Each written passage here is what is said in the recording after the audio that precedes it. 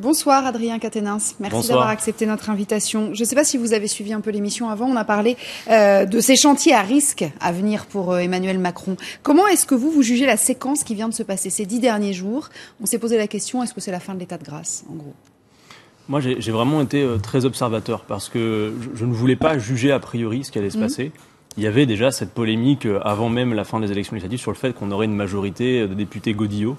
Bon, moi, je voulais vérifier ça par moi-même. Bon, ce que j'ai vu est assez proche du scénario qui avait été signifié au démarrage, c'est-à-dire que bon, le débat existe. En plus, on fait en sorte qu'il existe, mais on a quand même une majorité qui est dominante, écrasante, et plutôt réglée comme du papier à musique. C'est vrai que c'est assez inflexible en termes de capacité à porter une autre voix, et en tout cas à se faire entendre dans les votes. Vous leur avez suggéré de s'en soumettre, a priori Notre idée, notre posture, c'est de faire ce pari qu'on peut convaincre.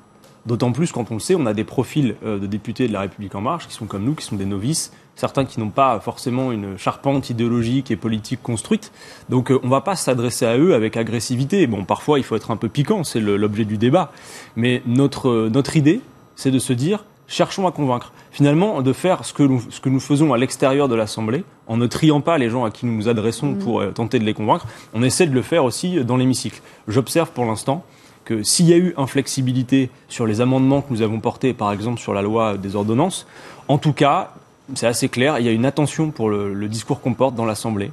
Ça tient à deux choses, à la fois au fait que la France insoumise et l'opposition écologique et sociale, donc elle porte un discours qui est radicalement différent avec ce qu'on peut entendre à longueur de journée. Vous avez quand même des groupes qui se complètent dans le discours, et puis après c'est vrai, on essaye de bien construire nos interventions de manière à être le plus intelligible possible. Ouais, vous n'êtes pas tout seul dans l'opposition écologique et sociale. Non, j'ai pas dit qu'on est seul, j'ai dit qu'on fait partie de l'opposition écologique et sociale. Bon, c'est vrai que sur le texte de la loi travail, nous avons croisé le fer avec le groupe GDR, les communistes qui nous ont aidés. Bon, maintenant on est quand même le seul groupe parlementaire qui a voté dans son intégralité contre la confiance au gouvernement. Ça fait de nous quand même le groupe d'opposition clairement établi. Olivier Faure, donc président du groupe Nouvelle Gauche, ancien groupe socialiste, dit si Emmanuel Macron veut entraîner le pays derrière lui, ça n'est pas la bonne façon. Façon de revenir donc sur toute cette séquence qu'on vient de voir, notamment avec le chef d'état-major des armées. Est-ce que vous êtes d'accord avec Olivier Faure ? Oui, je pense qu'on voit bien déjà après 3 semaines au sein de l'Assemblée qu'il y a des premières fissures. À la fois au sein de la majorité, il y a eu un embryon de fronde qui a commencé à voir le jour, tant et si bien qu'Emmanuel Macron a dû cette semaine aller à la rencontre des députés, c'était pas complètement innocent. Donc ils peuvent s'en soumettre.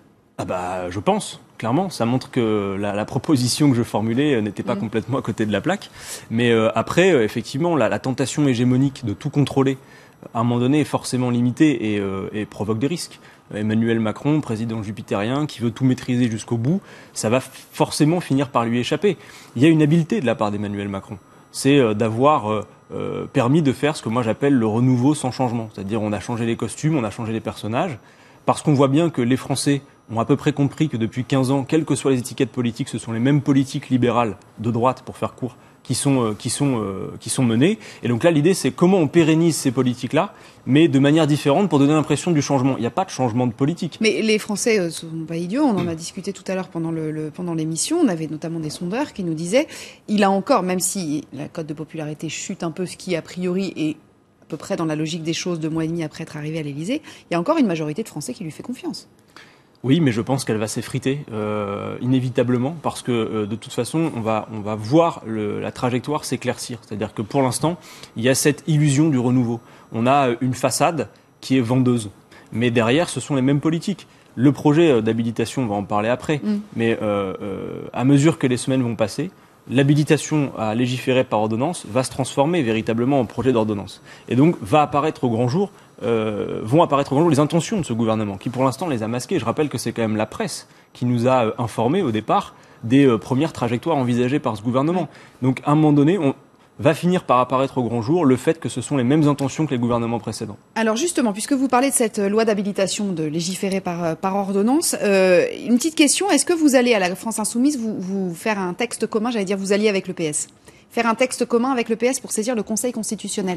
Olivier Faure a émis l'idée Jean-Luc Mélenchon était un peu plus circonspect. Alors non, nous avons pris l'initiative de cela dès le début de la semaine. Nous avons fait une conférence de presse, je crois que c'était lundi ou mardi, pour annoncer que nous allons continuer la bataille contre ce texte et utiliser tous les leviers dont nous pouvons disposer pour le faire. Et qu'il nous a semblé qu'il était possible effectivement d'envisager un recours auprès du Conseil constitutionnel. Donc nous sommes en train de rédiger, je crois qu'il est presque terminé d'ailleurs, un premier texte avec le groupe GDR, donc avec les communistes. Et l'idée est de se présenter allié avec le groupe GDR devant les socialistes et de leur dire, voilà, est-ce que il nous faut, je crois c'est 60. Il nous faut 60 signatures, est-ce que vous voulez bien en être ? Et ça me semble être cohérent puisque certains je crois qu'il y en a 14 qui ont voté contre le projet de loi. À un moment donné, c'est aussi ça que nous allons faire avec les socialistes. Ils peuvent pas tenir un discours dissonant et s'abstenir et ne pas aller jusqu'au bout. Donc on va essayer de les pousser à ça. Et l'idée, c'est d'avoir un levier supplémentaire pour s'opposer à ce texte. Jean-Luc Mélenchon dit tout va dépendre de la façon dont le groupe socialiste va régler le problème qui lui est posé depuis le début, sur sa position vis-à-vis de la majorité. Donc je suppose que il parle de ceux qui ont voté ceux qui se sont abstenus et ceux qui ont voté contre. S'il n'y a pas de recours, ce sera la faute des autres. Ah bah clairement, parce que nous sommes 17. Je crois qu'avec le groupe GDR, on arrive aux alentours de 30.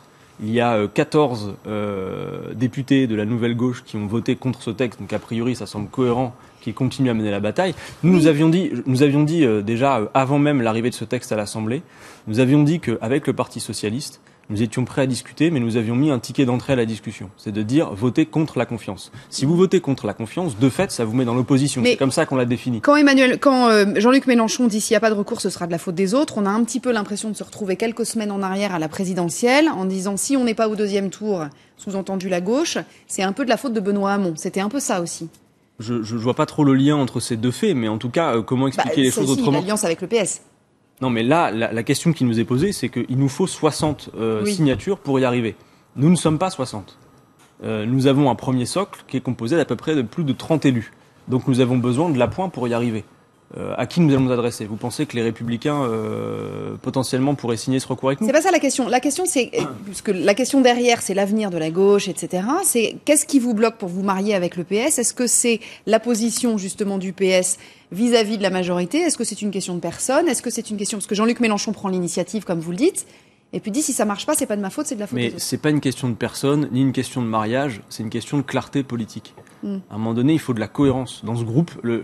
C'est quand même assez ahurissant de voir un groupe comme celui-ci qui vote de manière complètement parsemée. Certains votent contre la loi d'habilitation, d'autres votent pour, certains votent contre la confiance, d'autres s'abstiennent. Donc à un moment donné, on appelle juste à la cohérence politique, c'est tout.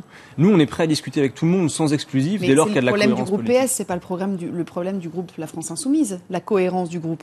Ah mais non, vous me dites, nous on est cohérents, on a tous voté contre, très bien. Bien sûr, sauf que là en l'occurrence, pour avoir des leviers d'action, de blocage supplémentaires sur ce texte qui est d'une gravité absolue, peut-être qu'on parlera du contenu après, il nous faut 60 noms, nous avons un socle, nous venons avec ce socle proposer au groupe Nouvelle Gauche de nous aider. Et est-ce que vous êtes prêt à faire des compromis ou pas ? De quel ordre ? Je sais pas. Non, sur ce texte-là, pour moi, il n'y a pas de compromis à faire, il y a une bataille à mener, les Français attendent qu'on la mène, en tout cas ceux qui nous ont portés dans cet hémicycle l'ont fait parce que nous avions dit que nous nous batterions contre ce texte et il y a de quoi s'inquiéter et se battre contre ce texte. C'est ce que nous voulons faire.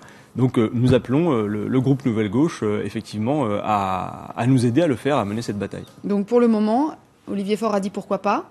Eh bien, ça va pas plus loin. Eh bien, discutons. Il y a un calendrier ou pas, justement ? Non, pas encore. Moi, à ma connaissance, là, je vous dis, j'ai pas tous les éléments là-dessus, mais le texte a été abouti, le texte commun avec le groupe GDR. Donc, maintenant, on s'adresse au groupe Nouvelle Gauche et on essaye de récolter 60 signatures.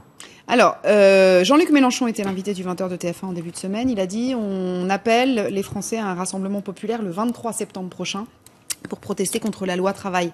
Pourquoi pas le 12 avec la CGT ? Nous appelons au 12 septembre avec la CGT.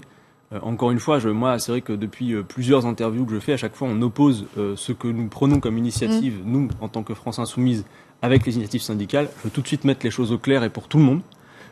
Nous avons toujours, traditionnellement, et de très longue date, soutenu les syndicats, et nous avons toujours été, et nous le serons toujours, derrière les syndicats quand ils sont à l'initiative.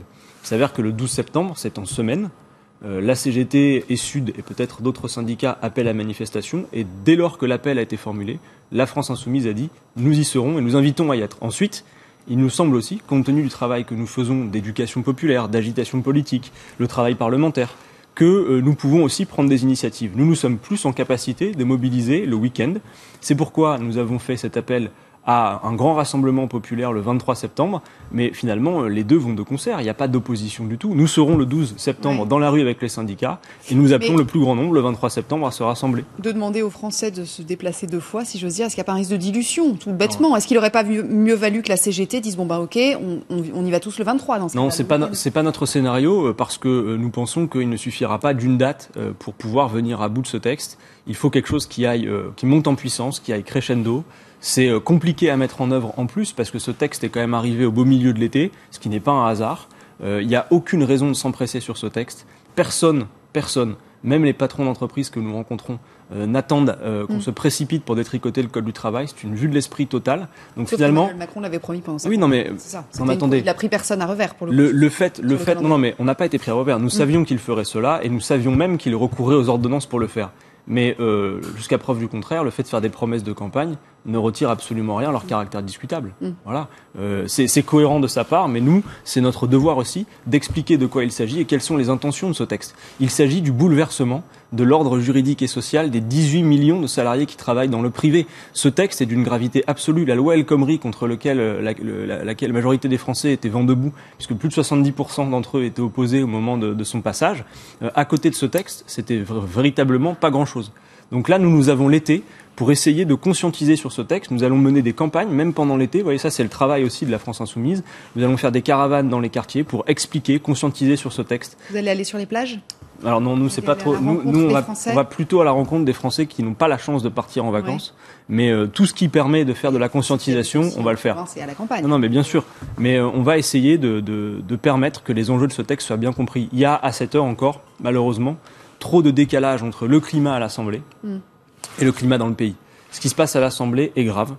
Et dans le pays, il y a une conscientisation qui n'est pas encore au niveau. Mais encore une fois, c'est l'habileté d'Emmanuel Macron. Le fait d'avoir ramené ce texte dans l'Assemblée au moment où nous étions à peine élus, où nous ne disposions ni de collaborateurs, ni de bureaux, ni des moyens pour faire le travail d'amendement, ça a été calculé. Il n'y a pas de dommages collatéraux là. C'est de l'habileté d'Emmanuel Macron. Donc nous, notre rôle, c'est de le démasquer et de nous opposer. Donc vous allez aller à la rencontre des Français, ceux qui ne partent pas en vacances, d'après ce que j'entends, parce que ceux qui partent en vacances peuvent aussi être mais bien sûr, non, mais je fais pas d'excuses là-dessus, mais je dis juste que c'était par rapport à ce qu'on dit sur les plages. Il y a des groupes politiques qui distribuent des tongs sur les plages, etc. Nous, on a plutôt tendance à... Oui, non, mais ça existait néanmoins. Oui, absolument. Bon, nous, on ne distribue pas de tongs sur les plages. C'est vrai que l'été dernier déjà, nous étions dans les quartiers populaires pour faire la caravane des Insoumis sur l'accès au droit, notamment le non-recours au droit. Nous allons recommencer cette caravane et nous allons y associer l'explication sur les enjeux du texte.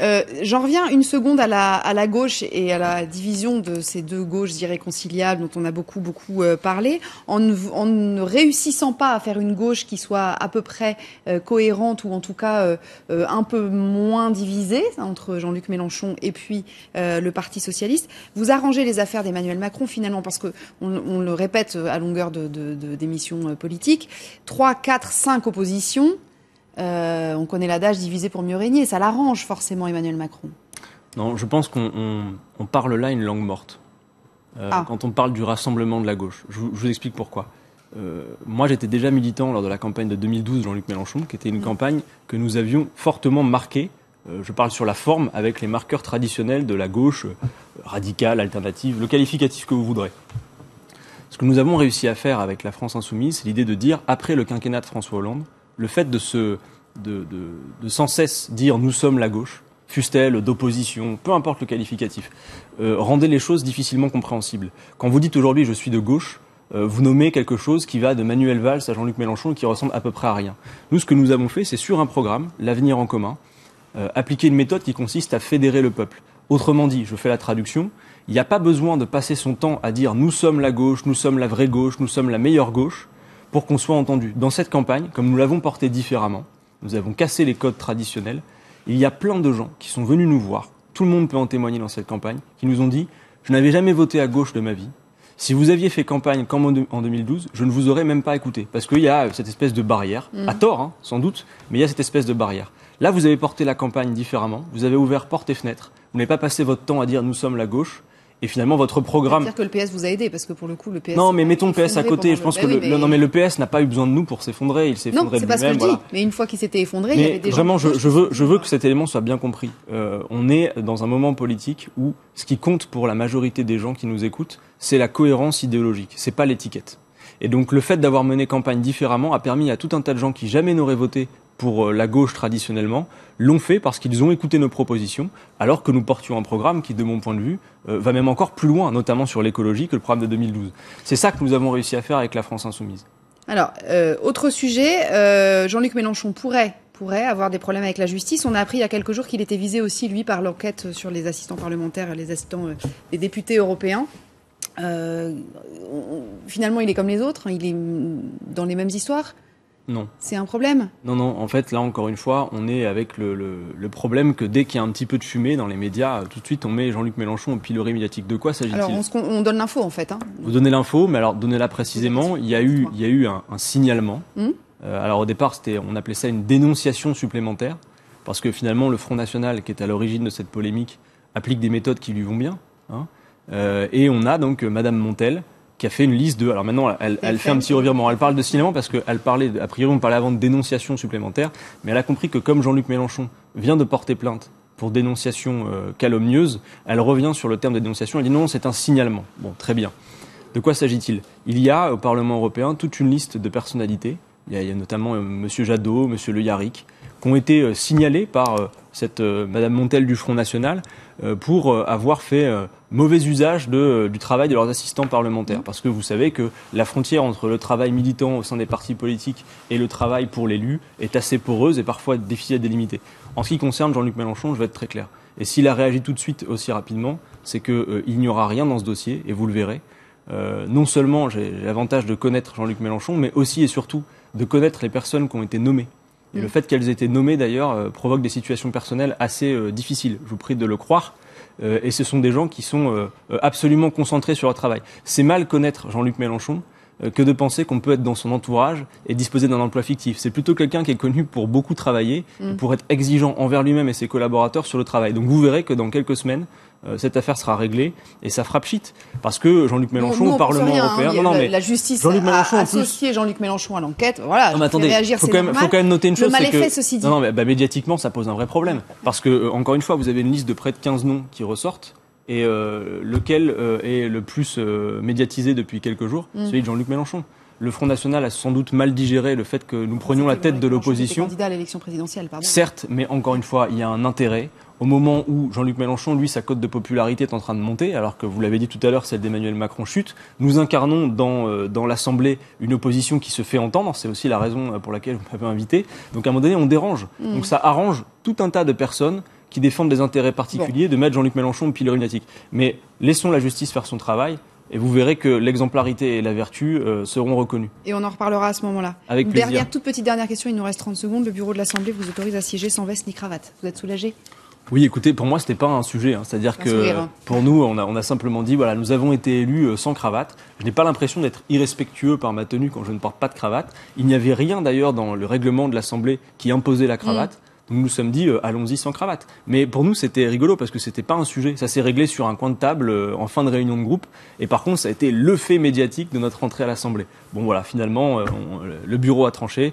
Pas de cravate obligatoire, donc nous ne la porterons pas. Le bureau a confirmé qu'il n'y avait pas d'obligation. Exactement. Même pas et d'ailleurs, M. de Rugy avait mené le combat contre le port de la cravate à une époque. Et ben voilà, comme ça c'est réglé. Merci beaucoup en tout cas d'être venu nous voir sur le plateau de 24 heures en question.